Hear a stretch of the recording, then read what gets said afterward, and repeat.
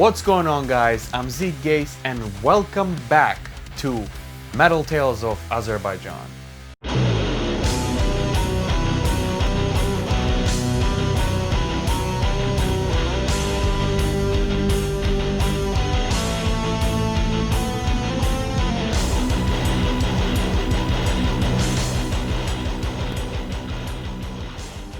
Before the 2006 Buckport Fest, I mentioned before I haven't really heard of Azeri metal, but technically I actually did.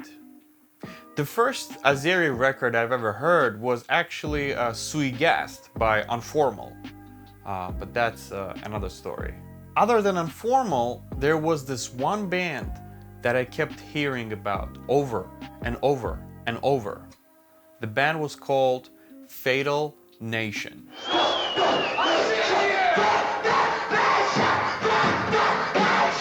Fatalnation was the most talked about underground Azeri metal band ever. I had no idea what they looked like. I had no idea what their music sounded like. They were a mystery. Everyone around me knew of Fatalnation, but no one really knew the details. They were almost mythical, but one thing that was clear was that there were legends of Azeri metal. So before I continue, I want to say something extremely sad. I've been working on this episode for 4 months now, and the reason it took me this long is because I had an opportunity to digitize old VHS tapes of 1997 Fatalnation footage of their old music videos, some other rehearsals, and some other rare footage, and show it on this episode. But unfortunately, several weeks ago when we finally got to do it, the reason we weren't able to do it is because of the crazy quarantine, especially the one that was happening in Azerbaijan. When we finally got to it a few weeks ago, the old VHS tapes just couldn't handle it. They were old, they got all jammed and completely destroyed. Yes, you can start crying now. I definitely have. This is insane. I just can't believe that we got screwed so badly. Unfortunately, all of you who've been waiting for this episode and been waiting to see this amazing footage that I've been promising for months, I'm gonna disappoint you. I don't have it. No one does. The footage is destroyed. I still have some stuff to say and to show you, but who knows, if there's ever a rare footage of Fatalnation pops up, you bet that it will be on this channel. So keep an eye for possible part 2 someday. Okay, let's move on. Fatalnation's story started long ago in 1997 at a mecca of Azeri metalheads of that time, Satarhan. Yeah, Satarhan. Satarhan was a space where all metalheads rehearsed, played their music, hung out, ate, drunk, and did many other appropriate and inappropriate things. Completely by chance, a 20-year-old metalhead, Elhan Alshin, appeared at this rehearsing space, Satarhan, and he was shocked by the amount of metalheads and the community that was at Satarhan. And it was very inspiring to the young man. No internet to look things up, terrible equipment, no money interest, just pure passion to rock and roll. Elhan quickly became a regular at Satarhan, first just to hang out, but he actually had a musical education, so he was jamming with some musicians here and there. There, Elhan meets Ramin Sadykhov, a drummer, and they both were obsessed with Pantera. And of course, because of that, they become best friends. Ramin played in 2 bands at the time. One with Sasha Gonchurov, the band was called Trap, and the other one was called Heaven's Gate. It was a thrash metal band. And Elhan even auditioned as a keyboardist for that band, but he didn't really fit. So there's this one time in Satarhan, Elhan picks up a guitar and starts playing a Pantera-like riff. Ramin joins him, and they jam so hard that they realize they have phenomenal chemistry. So Elhan and Ramin form Fatalnation. Elhan was on the guitar, Ramin on drums. They found a vocalist, Togrul, A bassist named Natik joins them. They start jamming and things were going all right. 1999 was a pretty solid year for Fatal Nation. They recorded some songs at the ANS TV station. It's an Azeri TV channel. In fact, they were there at the same time as Layla and Adorn, the Azeri rap stars of the time, but that's irrelevant. Fatal Nation also released 2 music videos that were also recorded at ANS TV channel. Those are the music videos I could have shown you now, but the lyrics of the bands were mostly about bringing some social issues to the surface, fighting for a better life, but nothing too political. In the beginning of 2000s, Sasha Kastrulin joined the band, and as Elhan says, he brought something infinitely unique to the band. 2000 started with Sasha in the band. Fatal Nation started playing a lot of shows. They were performing at all the available stages and theaters in Baku. The places were full. There were lines outside. Sometimes you would get up to 400 or 600 people. In the same year, in 2000, a Danish metal fest, Roskilde, I'm sorry if I'm mispronouncing it, but they invited Fatal Nation to perform at their fest. That was incredible. That's a great opportunity. But unfortunately, Fatal Nation guys didn't really have finances to travel. So they decided to ask Azeri government to help them out. Unfortunately, they were laughed at instead. This was one of those moments where Fatal Nation guys felt betrayed. Meanwhile, the band continues to perform at the local shows. But in 2002, they met online somebody who worked with Spider, aka Sergei Troitsky, the leader of the legendary Soviet and then Russian thrash metal band Azeri Metal. They talked a little bit via email. Fatal Nation sent them their demo tape, and a little later they were invited to Moscow to perform alongside Azeri Metal at their Iron Marsh Festival. This was incredible. Of course, Fatal Nation took up on this opportunity, put all their money towards the trip, and went to Moscow. It was quite a story actually. So Fatal Nation finally arrived at 6 a.m. at this random apartment in the middle of nowhere.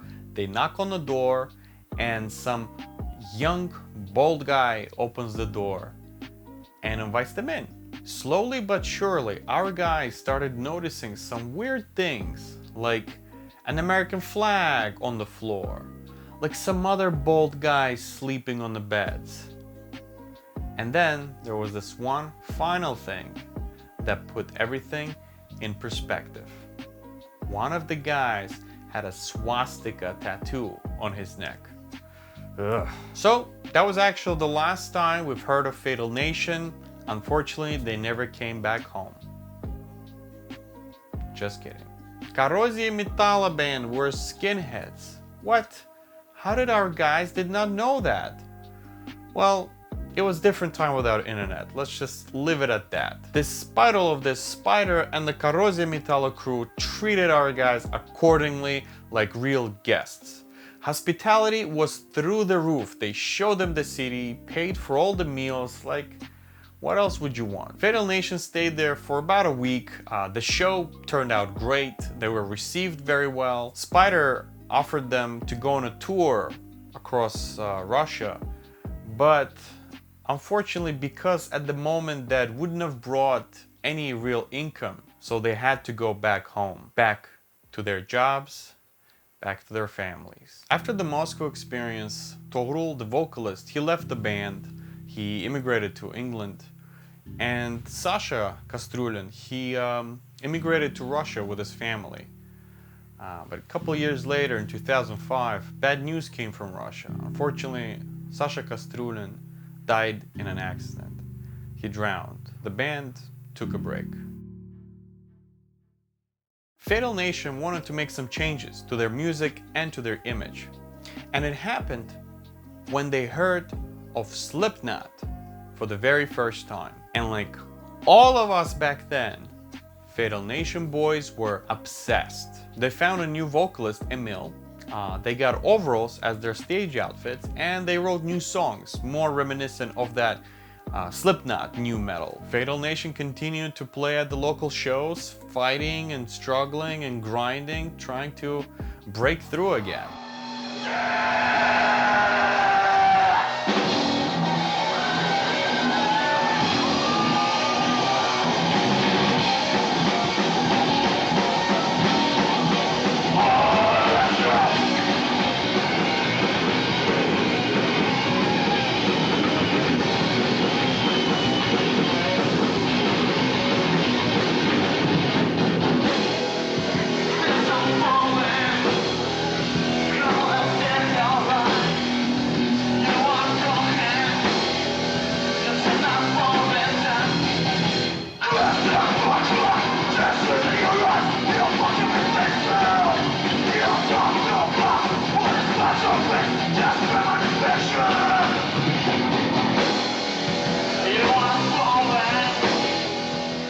They found a small-scale metal fest in Belarus called Metal Crowd.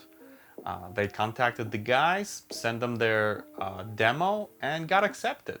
They went. It was a pretty good open-air festival, but not much came out of it. Later that year, the band self-released an album, and in 2007, they got accepted to another open-air festival, this time in Ukraine, called Red Alert, that was headlined by bands like Jane Eyre, Horizon 8, Perimeter, and Rasta. Not bad. This was definitely the highest level Fatal Nation performed at. Even though the show went great, Fatal Nation were back at home, grinding at their jobs, playing local shows once again. Times were slowly changing. Shows were happening every few weeks, so they would happen more and more often at a smaller venues, even bars sometimes. Way fewer fans would show up. I remember those times. In fact, those were our times. The Nails, 314, Возмездие. For us, it was a lot of fun, but giants like Fatal Nation were definitely disappointed in this cultural switch. In 2010, Fatal Nation organized a pretty big show called Total Devastation, and they invited two Georgian bands, and that in fact opened this metal relationship door between Azerbaijan and Georgia for years to come. After the show, Elhan moved to Moscow. Even though Fatal Nation were never disbanded officially, but they definitely stopped playing. In 2018, they played in Georgia to get to Wacken Open Air, but they didn't get through. And the project wasn't really Fatal Nation, it was officially called Euthanasia, but the core people were the same. What's great was that despite all the differences, Fatal Nation guys never really had any big arguments between each other, and they stayed together throughout all these years. The fall of Fatal Nation, I believe, was similar to 314. The transition between self-produced internet sensation and grinding shows and everyday rehearsals, I really think was the element that broke these two bands. Every time I talk about these old bands from Azerbaijan, the episodes kind of end on a sad note because the bands are not around anymore. But this is not the case. Elhan is back in Azerbaijan, and him and Ramin are rehearsing once again and have big plans to come back stronger than ever. So we will be waiting for the reanimation of the Fatal Nation. Thank you guys for watching. I'll see you guys next week. Bye.